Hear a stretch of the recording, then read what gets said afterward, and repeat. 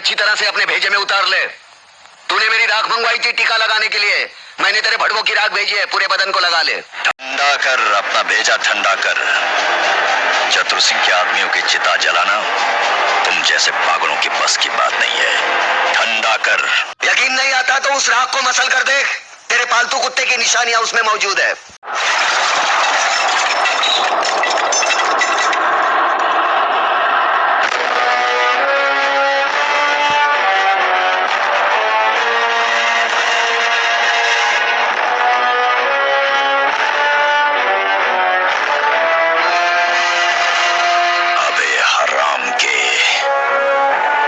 जलती हुई आग में हाथ डाला है। हम तुम्हें ऐसे जलाएंगे कि तेरे चाहने वालों को गंगा में बहाने के लिए तेरी राख भी नसीब नहीं होगी। अरे मुझे जलाने की बात छोड़, मैं तो तुझे ऐसी मौत मारूंगा, ना तो तुझे जमीन नसीब होगी ना आसमां।